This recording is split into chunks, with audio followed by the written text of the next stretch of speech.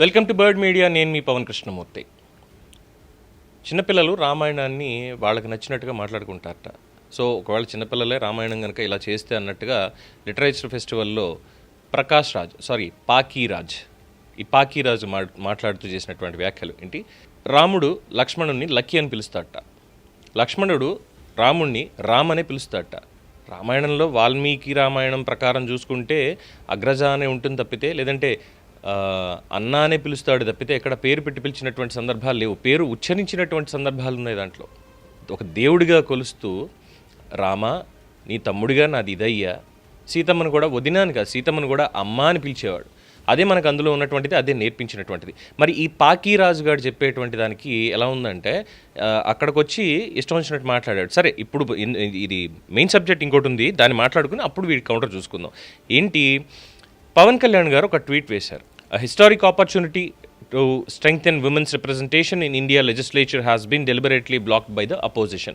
విపక్షాలు డెలిబరేట్గా మహిళల ప్రస్థానాన్ని లెజిస్లేచర్లో వాళ్ళ మహిళా శక్తిని ఇంకా పెంపొందించడానికి ఏదైతే మహిళా బిల్లు ప్రవేశపెట్టారో, డీలిమిటేషన్ బిల్లుతో సైతం దాన్ని దుర్మార్గంగా బ్లాక్ చేశాయి. ఒక అవకాశాన్ని, చక్కటి అవకాశాన్ని సద్వినియోగం చేయకుండా దుర్వినియోగం చేశాయి అని చెప్పి దాన్ని విమర్శిస్తూ ప్రధాని మోడీ గారికి అభినందనలు తెలియజేస్తూ ఒక ట్వీట్ వేశారు.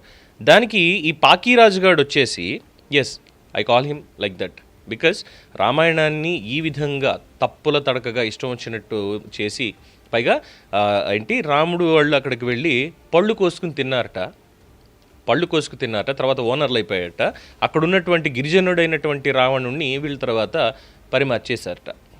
ఇది వాడు చెప్పినటువంటిది. మరి అప్పుడు పాకీరాజుని అన్నారు కదా వాడిని. సో ఈ పాకీరాజు గారు ఏమంటాడంటే, please stop lying to citizens just to please Modi. Women reservation bill was approved in 2023 itself. It can be passed even now, but your gang wanted to pass delimitation bill which would be weaken the representation of South Indian states including Andhra Pradesh, requesting you not to sell the self-respect and state rights to Andhra people who have made you DCM. I am ready for debate with you to explain. Are you ready? Just asking అని చెప్పి ఈ పాకీరాజు గారు వేసాడనమాట. ఈ పాకీరాజు గారు పవన్ కళ్యాణ్ గారితో డిబేటా? పవన్ కళ్యాణ్ గారు ఈ పాకీరాజు గారికి సమాధానం చెప్పాలా? ముందు ఈ పాకీరాజు గారు ప్రజలకు క్షమాపణ చెప్పాలి, భారతీయులకి క్షమాపణ చెప్పాలి, రామభక్తులకి క్షమాపణ చెప్పాలి, ఖచ్చితంగా చెప్పాలి. ఎప్పుడు పడితే అప్పుడు ఇష్టం వచ్చినట్టుగా నోరేసుకుని పడిపోవడం.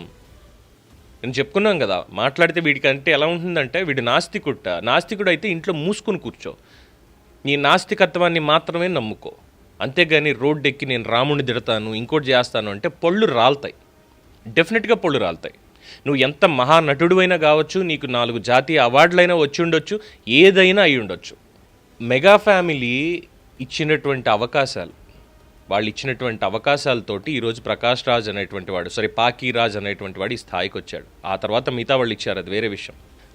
ఆ సంస్కారంతో ఇప్పుడు ప్రశ్నించవచ్చు, పవన్ కళ్యాణ్ గారు మీ శాఖలో ఇదిగో ఇక్కడ అవినీతి జరిగింది, మీరు మంత్రిగా ఉన్నారు కదా, తప్పు లేదు, చెప్పాం కదా, సద్విమర్శ చేయొచ్చు అనేది, ప్రశ్నించవచ్చు అనేది ప్రజాస్వామ్యంలో తప్పు లేదు. కానీ ఇలాంటి మాటలు మాట్లాడడానికి హక్కు లేదు, డెఫినెట్గా లేదు. వీడెళ్ళి భారతదేశాన్ని సర్వనాశనం చేసేదాకా మేము యుద్ధం చేస్తాం అనేటువంటి బ్యాచ్ తోటి, తుక్కడే బ్యాచ్ తోటి వీడి తిరుగుతూ ఉంటాడు.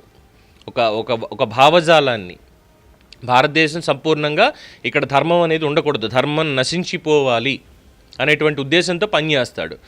వీడొచ్చి ఇప్పుడు పవన్ కళ్యాణ్ని లేదంటే మిగతా వాళ్ళని ప్రశ్నించడం, జస్ట్ ఆస్కింగ్. ఇప్పుడు అదే అడుగుతున్నాం మనం కూడా, జస్ట్ ఆస్కింగ్. పవన్ కళ్యాణ్ సమాధానం చెప్పాలా? రోడ్డు మీద కూర్చున్నటువంటి పెద్ద ఆయన టీ తాగుతూ చెప్తాడు సమాధానం, ఏం జరిగింది అనేటువంటి దానికి, ఏం చేశారనేటువంటి దానికి, డీలిమిటేషన్ పేరు తప్పట్లో. అప్పుడు కాంగ్రెస్ ప్రభుత్వం ఇక ఉంది, పెంటంతా చేసింది, మరి అప్పుడేం మాట్లాడరే? పైగా ఇప్పుడు వచ్చి అంటే చిన్న లాజిక్ మర్చిపోతున్నారు ఇక్కడ. కనీసం నియోజకవర్గాల పునర్విభజన, నియోజకవర్గాన్ని మార్చడం అంటే, ఈ పెన్ నీదయ్యా, ఈ క్యాప్ నీది, రీఫిల్ వాడిది, ఇది నీది, దీన్ని పీకేసి ఇచ్చేయడమా? కాదుగా. నైసర్గిక స్వరూపం ఉంది, బార్డర్స్ ఉన్నాయి, మొత్తం ప్రతి ఒక్కటి మారుతుంది. రెవెన్యూ డివిజన్స్ సైతం నియోజకవర్గాలు మారుతాయి, కొత్త పేర్లు వస్తాయి వాటికి. ఇప్పుడు జిల్లాలు ఎలా పెంచారో ఆ జిల్లాల్లో ఏ నియోజకవర్గాలు ఎన్ని ఉండాలి, 7 అసెంబ్లీలు ఒక ఎంపీ సెగ్మెంట్ అన్నారు. ఇప్పుడు ఎన్ని అసెంబ్లీలకి ఎలా వస్తుంది, మళ్ళీ ఏ జిల్లాలు విభజితం అవుతాయి, ఏ నియోజకవర్గాలు, అసెంబ్లీ నియోజకవర్గాలు ఒకటేమో ఒక నియోజకవర్గంలో ఎంపీ కాన్స్టిట్యున్సీలో, ఇంకో సగమేమో ఇంకో కాన్స్టిట్యున్సీలో. ఇలా ఉండకూడదు, దాన్ని ప్రాపర్గా చేయాలి, దీనికి సెన్సెస్ అవ్వాలి, సరిహద్దులు నిర్ణయించాలి, పంచాయతీ లెవెల్ నుంచి పార్లమెంట్ దాకా ప్రాసెస్ అవ్వాలి. ఇవి అవ్వకుండా 33% సీట్లు ఎప్పుడో ఇచ్చేసేయచ్చు వాళ్ళకి, ఇప్పుడున్న దాంట్లోనే ఇచ్చేసేయచ్చు. నియోజకవర్గాలు ఏవి, జనాభా అక్కడ పెరిగింది, దాని మీద మాట్లాడండి, ఏంటి రెమెడీ ఏంటి. దానికి కూడా చెప్పారు 50% సీట్స్ ఇస్తున్నారు, ప్రతి రాష్ట్రానికి ఉన్న దాంట్లో 50% పెరుగుతాయి అని చెప్పని. ఒక రకంగా చూస్తే అది న్యాయమే, అన్యాయం చేసినట్టు కాదు.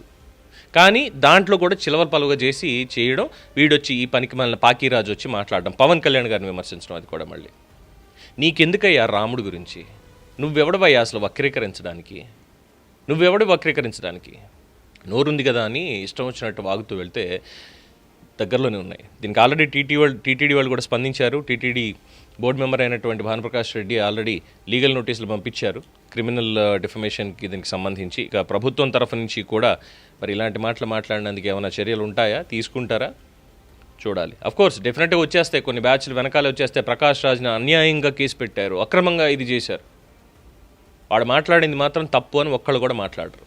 చాలా పద్ధతిగా గౌరవం ఇచ్చి పుచ్చుకోవాలి, ఎవరిని కించపరచకూడదు. మీరు మమ్మల్ని గౌరవిస్తే మిమ్మల్ని గౌరవిస్తామని ప్రతి ఒక్కళ్ళు చెప్తుంటే, అబ్బే లేదు వీళ్ళని ఎలాగైనా గిచ్చి కొట్లాటకు తీసుకురావాలి. ఇప్పుడు వీళ్ళందరూ ఏకమైపోవాలి, అదిగో దేశంలో శాంతి భద్రతలు లేవు, మూఢత్వం ఎక్కువైపోయింది, లేదంటే మతోన్మాదం ఎక్కువైపోయింది అని చెప్పి ఏదోటి చేసేయాలి. దానికిగో ఇలాంటి పాకీరాజు లాంటి వాడు స్టేజ్ని ఎంచుకుంటాడు, చిన్నపిల్లల ముందు కూడా చూసి. వీడికి పవన్ కళ్యాణ్ గారు సమాధానం చెప్పాలా? దీని మీద మీ అభిప్రాయం తెలియచేయండి. చూస్తూనే ఉండండి ది బర్డ్ మీడియా.